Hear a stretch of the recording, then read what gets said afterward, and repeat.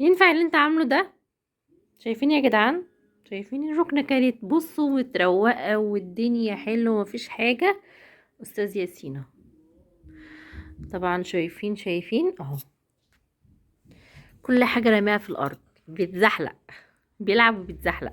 لو بص انا عبال ما اعمل الفطار يكون الحتة دي اتروقت. ماشي ماشي ياسين. لا ليه؟ الحتة تكون متروقة، انا بقول لك اهو. لا. يلا روق الحته زي ما كانت وحط المخدات زي ما كانت رصها، وهات الموتوسيكل ده حطه على الجنب كده وظبط الدنيا. احنا قلنا لا. لا ليه؟ مش عارفه هو تسمعوا. عامل كده ليه اصلا. يا بابا اجي معلمة عادي. لا بابا مش هيجي عشان تلمها معايا لو سمحت. يلا عشان مش هعمل لك اي حاجه حلوه خالص. تعمل براحتك بقى. حاجة حلوة. مش هعمل لك حاجه حلوه. الدنيا زي والله العظيم كانت الدنيا متروقه. شايفين بعمل ايه؟ كل حاجه رميها كده اهو، وبيقعد يتنطط بقى. وشايفين بقى طبعا هنا عايزه اقول لكم مواعين امبارح بس. شايفين كميه الكوبايات دي؟ صحيت النهارده على خبر وحش قوي قوي قوي، يعني عايزه اقول لكم خلاص يعني الدولار هو مش تعوم، هو حصل تعوم واحد بس يعني حصل تحرير في سعر الدولار تاني بقى اعلى طبعا، وكل حاجه هتغلى وكل حاجه هتبقى وحشه جدا جدا. عايزه اقول لكم والله العظيم يعني قايمه كده استغفر الله العظيم زهقانه بجد زهقانه قوي. المهم انا وابني ما بنفطرش اللي هو عباره عن ايه ان انا يعني بعمل بقى فطار بقى والكلام ده كله. فاحنا بنعمل بقى بطاطس وبناكلها كده بالكاتشب، انتوا فاهمين، بملح وفلفل والكلام ده. لاني انا بيتفتحش نفسي بصراحه مع ياسين لان نفسي ما بياكلش اصلا، وانا ما يعني هاكل لوحدي. طب تمام مش عارفه اعمل ايه. فالمهم عملت له هنا بطاطس وحمرتها. قلت احمرها بقى عبال كده ما زيتي، ما الزيت طبعا يسخن او احمر البطاطس اكون غسلت بقى المواعين وظبطت الدنيا. وطبعا ياسين روق الركنه اللي انا وريتها لكم كده في الاول. خلي طفلك يعتمد على نفسه ويعمل الحاجه اللي هو عملها. مثلا عمل اللعب بتاعته في الارض يلمها، اي حاجه هو عملها يلمها ويعملها تاني. انا خليته يعمل كل حاجه زي ما كانت وبالطريقه برضو، انتوا فاهمين، مش بالضرب بقى وبالزعيق والكلام ده، لا بالطريقه، انتوا فاهمين. انا بخلي ابني يلعب وبخلي ان هو يطلع طاقته في البيت لاني كده كده ما بيروحش حضانه حاليا عشان كان تعبان. وكل ما اوديه حضانه بيتعب قوي قوي قوي يعني. طب وليه؟ طب خسرت بقى الحضانه دي ان انا بوديه حضانه وبدفع له المصاريف وبدفع له المصاريف الباص وكل حاجه ويجي لي تعبان كل يوم. طب مش عارفه اعمل ايه. فالمهم قلت شهرين الشتا دول اقعده كده في البيت وبعد كده اشوف له حضانه يروح فيها لما الجو ايه يتحسن شويه. لان الجو طبعا زي ما انتم شايفين لا مش يعني ما فيش اطفال تخرج في الوقت ده بصراحه. هنا بقى خلاص قلت احمر بقى البطاطس كده قبل ما اكمل بقيه المواعين باذن الله اغسلهم واظبط كده المطبخ على طول. قمت حاطه برضو دوره غسيل بصوا كل حاجه كده في البدايه تمام قبل ما اعمل الغداء او قبل ما اعمل اي حاجه. تعالوا بقى قولوا لي انتوا بتعملوا ايه في الغلاء الاسعار اللي بصوا عايز اقول لكم يعني مزهق الناس كلها، والناس كلها ماشيه تكلم نفسها في الشارع والله العظيم بسبب الغلا اللي احنا فيه ده. وبصوا انا مصدومه بجد من الاسعار، مصدومه والله العظيم ومذهوله كده. ومش عارفة في ايه، مش عارفة احنا رايحين على مين، يعني رايحين فين، يعني رايحين على لبنان ولا رايحين فين ما تعرفوش يعني. احنا كمصر، احنا كدولة مصر وكده طول عمرنا يعني الحمد لله الامور مستقرة عندنا لحد ما. ولكن في الايام السوداء اللي احنا عايشين فيها ديت حقيقي بجد ايام سوداء والله العظيم ما يتقالش عليها الا ايام سوداء. اه لما كيلو الفراخ يوصل ل61 جنيه بقى ايام سوداء. لما الدولار يعلى كتير في سنة واحدة اكتر من 3 4 مرات يبقى برضو سنة سودة. يعني مش عارفة في ايه، يعني مش عارفة هنخلص من الهم اللي احنا فيه ده امتى، مش عارفة. والمواطن الغلبان ما بياخدش مرتبه يعني اليومية 100 جنيه. طب ال100 جنيه دي تعمل ايه، تجيب ايه ولا ايه ولا ايه ولا ايه ولا ايه؟ انا بصراحة مش عارفة الناس الغلابة عايشة ازاي في الوضع ده، انا معرفش. يعني قولوا لي انتوا بتمشوا بيتكم ازاي. وطبعا انا اعمل لكم فيديو ميزانية بفكر اعمل لكم فيديو والله العظيم، بفكر اعمل لكم فيديو ميزانيه 3000 جنيه، هيقضي كل حاجه باذن الله، يعني من اكل وشرب بقى وكل حاجه يعني. لو انتوا معايا في الوضع ده او معايا في الميزانيه ديت، قولوا لي طبعا عايزين الميزانيه وانا اصورها لكم من عينيا. حمرنا البطاطس طبعا وكلناها ملح وفلفل، ما قلناش كاتشب، قلنا عادي بقى ناكلها كده بصراحه، يعني بنحب نفطر حاجه بسيطه، انتوا فاهمين. وشربنا حاجه سخنه، وابتديت بقى ان انا احضر في تحضيرات الغدا. ماشي، النهارده كان معايا 3 ارباع فرخه، مش فرخه كامله، 3 ارباع فرخه. ماشي والله على ما اقول شهيد، 3 ارباع فرخه يا جدعان.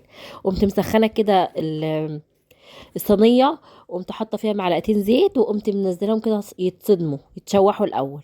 جبت بصلتين كده متوسطين، وجبت بصلايه بطاطسايه، وفلفل بقى وجزر والكلام ده. يعني هنعمل بقى يعني طاجن، او هنعمل صينيه فراخ تحفه بجد والله العظيم، يعني مش هتدوقها في حياتكم بجد، تحفه قوي قوي قوي. ومعاها رز بالزعفران، حاجه تحفه برضو، يعني هتدوقها برضو يعني. اعملوها كده والله العظيم تحفه. تمام.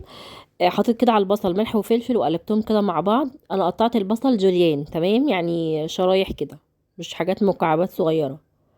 تمام. هبتدي بقى ان انا اقلب كده الفراخ عادي جدا جدا، الفراخ تلزق منك عادي، مفيش اي مشكله. انا عايزه بس ان انا ايه، اشوح الفراخ بس، مش عايزه اكتر من كده. هنزل بالبصل في البدايه كده في الاول، وجبت كمان المعلقه ديت هتسهل لي ان أنا اطلع الفراخ بسهوله. لو انت عندك بقى صينيه تيفال، انا عندي بصراحه، بس انا بحب الصينيه دي قوي، مش عارفه ليه. انا عندي صينيه تيفال والله العظيم، بس انا مش عارفه، انا بحب صواني تيفال كمان مش صينيه واحده. ولكن بحب الصينيه دي قوي في العمل، الصواني او الطواجن او الكلام ده بتبقى تحفه. حطيت عليهم بقى، حطيت على الفراخ كده البصل اللي بالملح والفلفل، وابتديت ان انا اقلب بقى هنا كل الكلام ده في البصل بقى. يا لهوي على الريحه والله العظيم، يا ريتكم كنتوا شامين الريحه، كانت تحفه قوي قوي قوي. قلبت كده الفراخ كلها هون، وهبتدي بقى ان انا اضيف بقى البطاطس، واضيف الفلفل او القرنين الشطه بتوعي، جزر، عندك كوسه، عندك اي خضار حطيه، اي خضار. انا كان عندي بطاطسايه يتيمه بصراحه، انا اقول لكم اللي كان عندي. كان عندي بطاطسايه واحده، قرنين شطه كده في التلاجة، كانوا حاميين بصراحه، كانوا حاميين قوي. فمش عندي، ما كانش عندي فلفل رومي اللي هو الكوبي ده، ما كانش عندي. المهم حطيت الموجود يعني مش مشكلة، وحطيت جزراية كده برضو تدي طعم حلو قوي قوي، وابتدي ان انا اقلب كل ده ببعضه كده. وهتشوفوا بقى هنعمل ايه الصوص بتاعه. الصوص بتاع الطاجن ده هو ده ما يقالش عليها، سوري يعني ان انا بكح وكده عشان انا تعبانة، ده ما يقالش عليها ان هي صينية بطاطس بالفراخ، لا، دي صينية فراخ تمام بالخضار، بصراحة تحفة والله العظيم، في الشتا دي تحفة. جبت كده كام طماطمية، وابتديت ان انا ايه اقطعهم كده في الخلاط. جبت واحدة مرقة دجاج، ملح بقى وفلفل اسمر وكمون وكزبرة ناشفة، بابريكا، بهارات مشكلة، اللي هو 7 بهارات يعني، براحتك. ممكن تحط ملح وفلفل وواحدة مرقة دجاج بس، براحتك. انا بحب يعني ايه يعني الطعم كده يكون حلو، انتوا فاهمين، بالبهارات طبعا. شوية كزبرة ناشفة، وكمان حطيت الملح بتاعي، وما تكتريش برضو ملح قوي، عشان تحط مرقة دجاج، والمرقة الدجاج فيها ملح. حطيت شوية زيت، وقمت ايه ضربة ده كله ايه في الخلاط. ضربهم كويس قوي قوي في الخلاط. وهبتدي انزل بقى هنا ايه بالصوص ده او بالخليط ده على الصينية. بس هبتدي بقى ان انا ايه، اول ما يغلي غلوتين كده، هبتدي ان انا اولع الفرن واحطها بقى في الفرن بقى ساعة الا ربع، مع نفسيتها كده.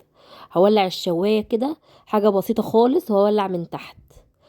ماشي. انا حطيتها هنا في الفرن بعد ما غليت اول غلوتين كده، حطيتها بقى في الفرن ساعة من غير ما تتغطى، ما غطيتهاش. تمام.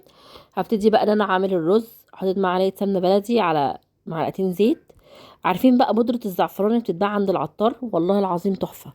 جايبه ب5 جنيه، كنت جايبه ب5 جنيه. تمام. عملت منها مرتين، ولسه فيها كتير برضو. انا بحط ربع معلقه صغيره. ماشي.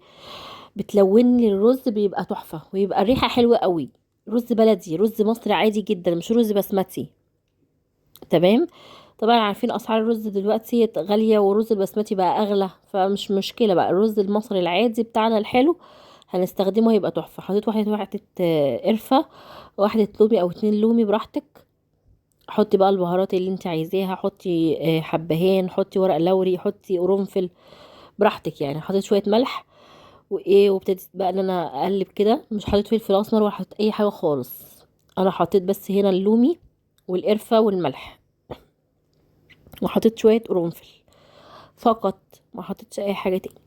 اهو بص، حبه قرنفل كده وبس. هبتدي بقى ان انا انزل بالميه، مقدار الميه بتاع الرز العادي بتاع الرز المصري عندنا. اول ما يغطي الرز كده خلاص، اول ما يغلي غلوه هبتدي ان انا اوطي النار خالص، شمعة كده يستوي على نار هاديه خالص. بس بقى هبتدي ان انا ايه كده خلاص الميه بتاعته مظبوطه. احط بس بق ميه، عايز بق ميه بسيط خالص. هوطي بقى النار اول ما يغلي، وهبتدي بقى ان انا ايه اعمل بقى شويه سلطه كده واظبط الدنيا. انا في اليوم ده كمان عملت شويه بسبوسه، صينيه بسبوسه، بس طريقتها بكره ان شاء الله علشان الفيديو ما يطولش عليكم. يعني كانت تحفه. شايفين بقى الجمال والحلاوه والطعامه وكل حاجه. الريحه كانت سابقه اي حاجه بصراحه، يا ريت كنتوا شامين الريحه معايا والطعم وكل حاجه. تحفه. صينيه لو عملتها بالطريقه دي تحفه قوي، مع الرز الاصفر ده بالزعفران، حاجه كده تحفه قوي والله العظيم. رز مفلفل وتحفه قوي قوي قوي. وكان عايز بجد والله العظيم يعني، كان عايزكم بس. طبعا لو وصلتوا معايا لحد دلوقتي ما تستخسروش بقى فيا اللايك، يعني اللايك البسيط ده ما تستخسروش فيا، والكومنت الحلو اللي انتوا بتتابعوني من انهي بلد، و بتنظموا حياتكم ازاي. قولوا لي في التعليق بتنظموا حياتكم ازاي بعد غلاء الاسعار دي. ده بس الكومنت اللي انا عايزاه، تمام. وانا ان شاء الله هعمل لكم فيديو تنظموا حياتكم ازاي، وتعرفوا ان كنتوا ب 3000 جنيه بس هتعرفوا ان كنتوا ايه تجيبوا كل حاجة في البيت بإذن الله. كده خلاص كانت الغدا بتاعنا النهاردة رز. شايفين رز مفلفل حباية بحبايتها، هو تحفة. اشوفكم على خير الفيديو الجاي، والسلام عليكم.